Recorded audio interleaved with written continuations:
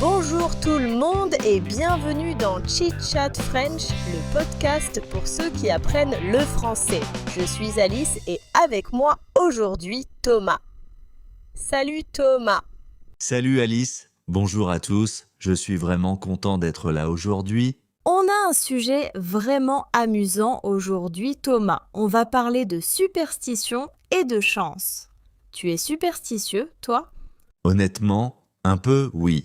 Je suis quelqu'un de plutôt rationnel, mais certains vieux réflexes sont vraiment difficiles à perdre. Et toi ? Pareil, je fais semblant de ne pas y croire, mais il y a des petites choses que je fais quand même. Bon, aujourd'hui, on va tout explorer. Les superstitions françaises, les superstitions d'autres pays, les porte-bonheur, les chiffres et les anecdotes personnelles aussi. Super programme, allons-y.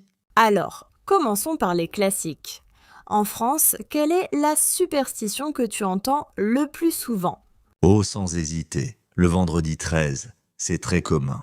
Certains ont peur de sortir ce jour-là, d'autres au contraire achètent des tickets de loterie parce qu'ils pensent que c'est leur jour de chance. C'est vrai que c'est ambigu en France. Le vendredi 13 peut être malchanceux ou chanceux selon les gens.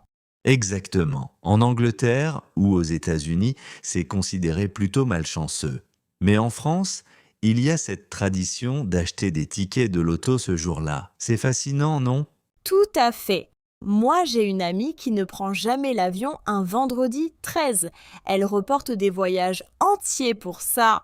Vraiment, c'est impressionnant comme ça peut influencer des décisions. Et toi, tu as un souvenir lié au vendredi 13 ? Pas vraiment de souvenirs forts. Mais toi ? Oui, justement. Un vendredi 13, j'ai trouvé 20 € dans la rue. Depuis, je suis convaincu que c'est mon jour de chance. Ah, tu vois, c'est exactement comme ça que les superstitions se renforcent. Un événement positif et on y croit pour toujours. Oui, le cerveau retient les coïncidences qui confirment ce qu'on croit déjà. C'est le biais de confirmation. Exactement. Mais restons dans le domaine du fun, parlons du chat noir. Tu connais cette superstition, bien sûr. Ah oui, le grand classique. En France, croiser un chat noir porte malheur. Mais tu sais qu'en Grande-Bretagne, c'est exactement l'inverse ? Oui, en Angleterre, un chat noir qui croise ton chemin, c'est de la chance. Et au Japon aussi, je crois. Tout à fait. C'est fascinant comme la même image peut avoir des significations totalement opposées selon les cultures. D'ailleurs, moi j'ai un chat noir chez moi. Oh, vraiment ? Et tu as de la chance alors ? Je suis en bonne santé et j'ai un travail sympa, donc je dirais oui. Peut-être que c'est lui le responsable. Ah, alors il faut le garder précieusement. Et le miroir cassé, tu y crois aussi ? Casser un miroir, ça porte 7 ans de malheur. C'est une superstition très répandue en France et aussi dans beaucoup d'autres pays. Et toi, tu en as déjà cassé un ? Oui, il y a quelques années, et j'ai eu une période vraiment difficile juste après. Coïncidence, probablement. Mais sur le moment, j'y ai pensé. On ne peut pas s'en empêcher, hein ? L'idée est déjà plantée dans la tête. Exactement. Et le parapluie ouvert à l'intérieur. Ça aussi, c'est très français, non ? Oh oui, grand classique. Ma grand-mère devenait folle si on faisait ça. Elle criait « Ferme ça tout de suite !» Ah, la mienne aussi. Mais en fait, j'ai lu qu'il y a une explication pratique derrière cette superstition. Ah oui ? Laquelle ? À l'époque, les parapluies avaient des ressorts très forts et pouvaient blesser quelqu'un dans un espace fermé. Donc c'était une règle de sécurité qui est devenue une superstition. Intéressant. Donc certaines superstitions avaient du sens à l'origine, et elles ont survécu comme des habitudes culturelles. Exactement, c'est souvent le cas. Et le sel renversé, tu connais le rituel pour conjurer le mauvais sort ? Bien sûr, on jette une pincée de sel par-dessus son épaule gauche. L'épaule gauche, pas la droite, c'est important. Oui, et tu sais pourquoi l'épaule gauche ? Parce que le diable se tient derrière ton épaule gauche, selon la croyance traditionnelle. Donc, on lui jette du sel dans les yeux pour l'éloigner. C'est un peu inquiétant comme image, mais c'est logique dans ce contexte. Bon, parlons des porte-bonheur maintenant. Tu en as un, toi? J'ai une vieille pièce de monnaie que mon père m'a donnée. Elle est dans ma poche depuis des années. Et toi? Moi, j'ai un petit trèfle à 4 feuilles plastifié que ma mère m'a donné quand j'étais petite. Il est toujours dans mon portefeuille. Mignon? Le trèfle à 4 feuilles, c'est universel comme symbole de chance. Et chaque feuille représente quelque chose, non? Oui, l'espoir, la foi, l'amour et la chance. La 4e feuille, celle qui est rare, c'est justement la chance. Je ne savais pas ça. C'est beau. Et le fer à cheval, tu y crois aussi? Oui, mais il faut l'accrocher dans le bon sens. Les 2 pointes vers le haut pour que la chance ne s'échappe pas. Exactement.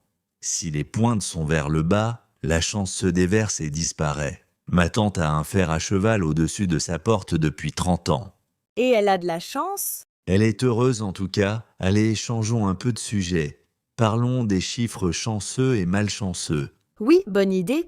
En France, le 13 est souvent vu comme malchanceux, mais dans d'autres cultures, c'est complètement différent. Tout à fait, en Chine et au Japon, c'est le chiffre 4 qui est de malchanceux, parce qu'il se prononce comme le mot mort. Oui! Et dans certains immeubles en Asie, il n'y a carrément pas de 4e étage, on passe directement du 3 au 5. Mhm.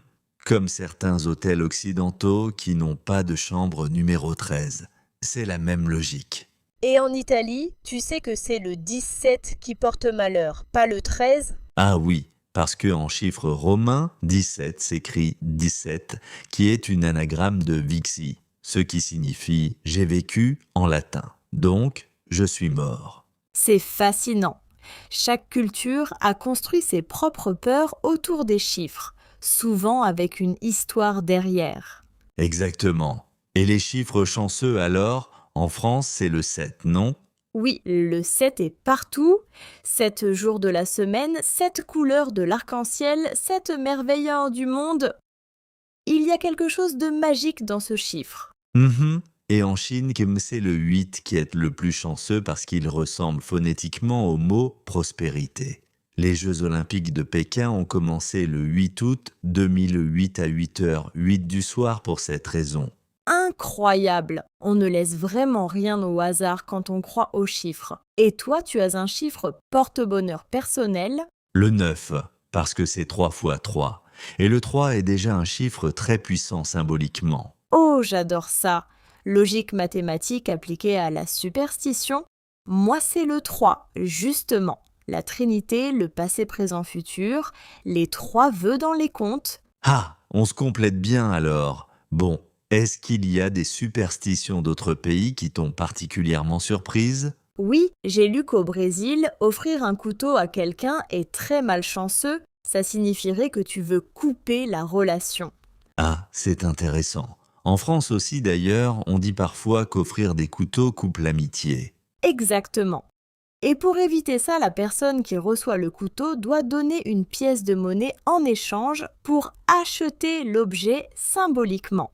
Donc ça devient une vente, pas un cadeau. C'est une solution très ingénieuse. J'adore cette logique créative. Et toi, tu as une superstition étrangère qui t'a étonné?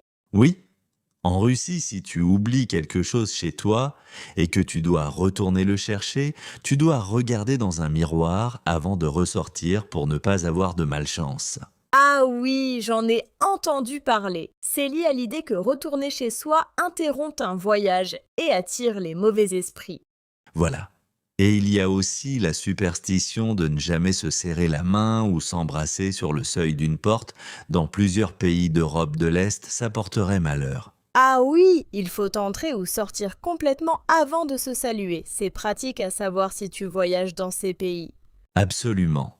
Et ça me fait penser aux fleurs. Offrir certaines fleurs peut aussi être très mal vu selon les cultures. Oui, les chrysanthèmes en France par exemple. Ce sont des fleurs de cimetière ici. Si tu en offres à quelqu'un, tu risques de le vexer.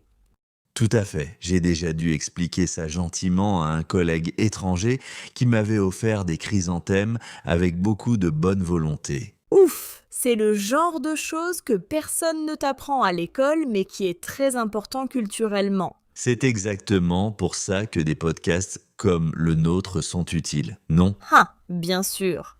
On apprend la langue et la culture en même temps. Bon Thomas, pour finir notre grande conversation, est-ce que tu penses que croire aux superstitions, c'est plutôt positif ou négatif? C'est une bonne question. Je pense que si ça ne prend pas trop de place dans ta vie, ça peut être positif. Ça donne un sentiment de contrôle dans un monde incertain. Je suis d'accord. Et ça nous connecte aussi à notre culture, à nos ancêtres. Ces croyances traversent donc les générations. Exactement. Le problème, c'est quand elles deviennent paralysantes, quand on reporte un vol ou qu'on prend des décisions importantes à cause d'un chiffre ou d'un miroir. Oui, il y a une frontière entre la tradition culturelle amusante et la pensée qui nous limite. Et je crois aussi que les superstitions nous rappellent qu'on a tous besoin d'un peu de magie dans nos vies. Très bien dit, croire en un petit trèfle dans son portefeuille, ça fait du bien, on garde notre part d'émerveillement. Exactement. Et avec ça, je pense qu'on a bien fait le tour du sujet. Oui, c'était une conversation vraiment enrichissante. Merci à tous de nous avoir écoutés pour cet épisode de Chit Chat French. À très bientôt pour un nouvel épisode. Prenez soin de vous et surtout, ne cassez pas de miroir. Ah, au revoir tout le monde.